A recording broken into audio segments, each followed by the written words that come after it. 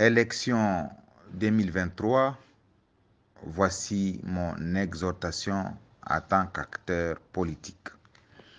Mesdames, Mesdemoiselles et Messieurs, bonjour ou bonsoir. Je vous salue, vous tous, chers frères et sœurs, pleins de grâce.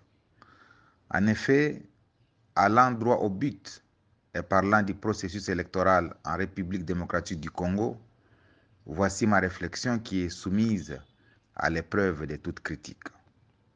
Étant donné que dans cette campagne électorale, il a été utilisé abondamment un langage imagé, référence faite au football, je voudrais utiliser l'image similaire pour m'adresser à nous tous qui avons été candidats, ainsi qu'au peuple congolais qui a eu le mérite d'opérer son choix. En effet, dans une ligue des champions, lorsqu'on a perdu ou gagné un match, la joie ou la colère ne pousse jamais à détruire ni la pelouse, ni les poteaux, ni les points de pénalty au cœur de la surface de réparation, car c'est sur les mêmes terrains qu'on est appelé à jouer de nouveau. Au contraire, dans l'un ou l'autre cas, l'équipe formule une réserve et en même temps, elle se prépare pour la saison prochaine, soit en recrutant de nouveaux joueurs ou un nouvel entraîneur, soit en changeant le système de jeu, en passant par exemple de 4-4-2 à 4-2-3-1, c'est-à-dire 4 défenseurs, 2 milieux défensifs, 3 milieux offensifs et un attaquant. Et qui plus est, le football continuera à faire plaisir au monde, même quand on n'est plus joueur. Sinon, il se serait arrêté avec le départ de Pelé, avec le départ de Maradona, avec le départ de Johan Cruyff, de leurs équipes respectives.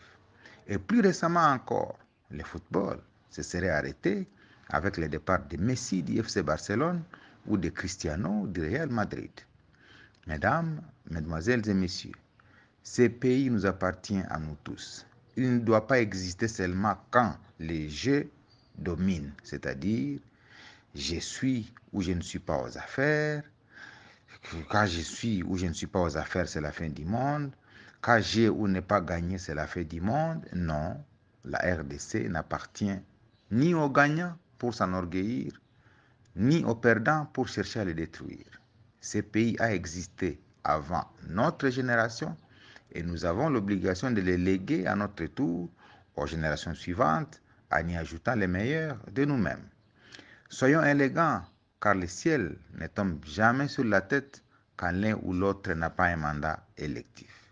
À nous les jeunes, ceux qui appellent à la violence ou à des marches sont souvent dans leur confort. Ils vivent dans leur tour d'ivoire et souvent ils nous regardent avec un œil moqueur. Et pire encore, ceux qui appellent à la destruction du pays ont presque été tous aux affaires. Qu'ont-ils fait de ces pays?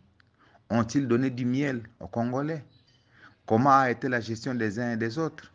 N'ont-ils pas seulement amassé des richesses de manière inconsidérée au détriment du peuple? Aujourd'hui, ils se transforment en donneurs de leçons sur la bonne gouvernance. Non, je refuse d'y croire, car j'ai été témoin oculaire de la scène politique congolaise depuis 1990. Pour finir, quand on est spectateur ou téléspectateur des matchs de football, on n'arrête pas de crier sur les joueurs pour blâmer celui qui a raté une occasion de but. On s'imagine même l'angle que les joueurs auraient dû prendre pour marquer le but. Mais oui, il faut y être pour vous mesurer.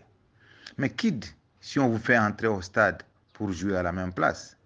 Arrêtons donc de mentir au peuple et laissons triompher la démocratie. Gagnant comme perdant, ne faisons pas de la passion individuelle une passion collective. Apprenons à payer les dettes que nous avons engagées pendant la campagne sans en faire une affaire de tous. Entre nous arrêter et brûler le pays, je suis du camp de ceux qui choisissent plutôt d'apprendre de nos erreurs, en consolidant les acquis et en engageant le pays sur la trajectoire de l'émergence. Bonne et heureuse célébration symbolique de la nativité du Christ. Je vous remercie. C'est signé Julien Paluku Kahongi. Merci.